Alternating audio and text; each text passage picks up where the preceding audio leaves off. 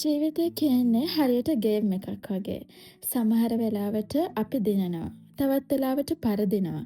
ඒත් පරාජය කියන්නේ හැම දෙයකම අවසානය නෙවෙයි. ඒක අලුත් පටන් ගැනීමට අතවැනීමක්. ඔයා කවදා හරි රාජාලියක් දිහා හොඳින් බලලා තියෙනවද? ඌ තමයි අහස රජා. කුරුල්ලන් අතරින් වැඩිම කාලයක් ජීවත් වෙන අභිමානවත්ම සත්වයා.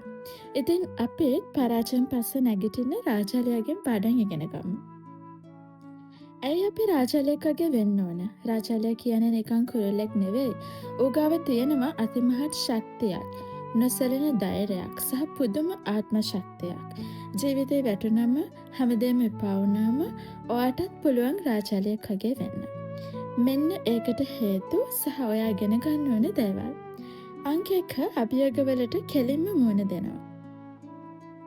කුණාටුවක් කෙනෙකුට අනිත් හැම කුරුල්ලෙක්ම බය හැංගෙන්න තැනක් හොයනවා. ඒත් රාජාලිය එහෙම නෑ. ඌ කුණාටුවට බය නෑ. ඌ කුණාටුව පාවිච්චි කරලා ඒ සුළං පාරට තට දිග ඇරලා වලාකුළු වලටත් උඩින් පියාඹනවා. අන්න එතකොට ඌට කුණාටුව තවත් ප්‍රශ්නයක් නෙවෙයි. ඔයාගේ ජීවිතේටත් ප්‍රශ්න අභියෝග එන්න පුළුවන්. ඒවට බය හැංගෙන්න එපා. ඒ ප්‍රශ්නෙම ඔයාගේ ශක්තිය කරගන්න. ඒ අභියෝග උඩින් පියාඹන්න ඉගෙන ගන්න. අමාරු කාර්යවල් පාවිච්චි කරලා තවත් ශක්තිමත් වෙන්න. දෙවෙනි කාරණාව තමන්ගේ අනාගතය වෙනුවෙන් වේදනාකාරී තීරණ රාජාලියා ගන්නවා. රාජාලියක් අවුරුදු 40ක් විතර ජීවත් වුණාම ඌට අමාරු තීරණයක් ගන්න වෙනවා. ඒ වෙනකොට ඌගේ හොටේ නැවිලා, නියපොතු කැඩිලා, පියාපත් බර වෙලා. ඌට හරියට පියාඹන්නවත් කෑමක් අල්ල ගන්නවත් බෑ.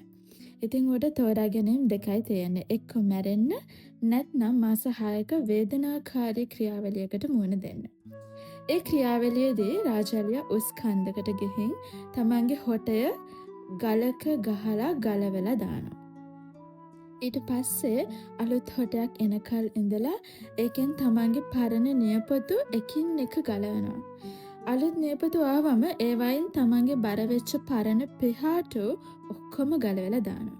මේ හැමදේම ඉවසගෙන මාස 6කට පස්සේ ඌ අලුත් ජීවිතයක් පටන් ගන්නවා. තවත් අවුරුදු 30ක් විතර ජීවත් වෙන්න වරන් ගන්නවා. සමහර වෙලාවට අපිටත් ජීවිත ඉස්සරහට යන්න නම් පරණ දේවල්, පරණ පුරුදු, සමහර විට අපිව රිදවෙන මිනිස්සුන්ව අතාරින්න වෙනවා. ඒක වේදනාකාරී වෙන්න පුළුවන්. ඒක අලුත් ශක්තිමත් ජීවිතයක් පටන් ගන්න ඒ වේදනාව දරා ගන්නම වෙනවා. ඔයාගේ දියුණුවට බාධාවක් වෙන දේවල් අතම අයින් කරන්න.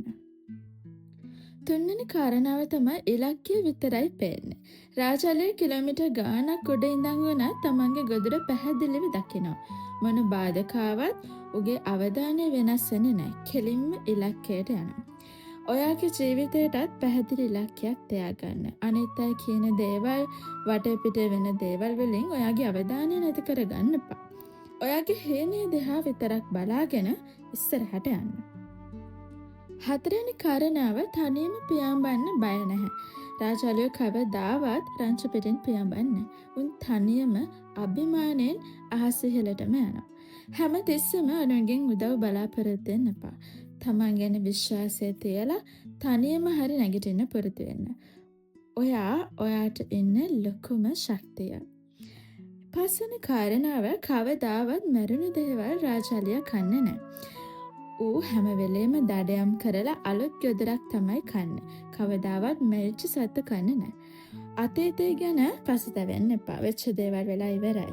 ඒ පරාජයන්, ඒ වැරදීම් ආයෙ හිත ඉන්න එපා. අතීතය කියන්නේ මැරිච්ච දෙයක්. අනාගතය ගැන හිතලා අලුතින් පටන් ගන්න. අද දවසේ ජීවත් වෙන්න. ඉතින් ඔය පරාජය වෙලා වැටිලා ජීවිතේ එපා වෙලා ඉන්න කෙනෙක් නම් මතක තියාගන්න. ඔයාටත් පුළුවන් අලු ගොඩෙන් නැගිටින ෆීනික්ස් කුරුල්ලෙක් වගේ කුණාටු උඩින් පියාඹන රාජාලියෙක් වෙන්න. ඒකට ඕන ධෛර්ය, කැපවීම සහ නොසැලෙන ආත්ම විශ්වාසය විතරයි. ඔබ රාජාලියෙක්. පියාපත් විදහා අහසට නගින්න.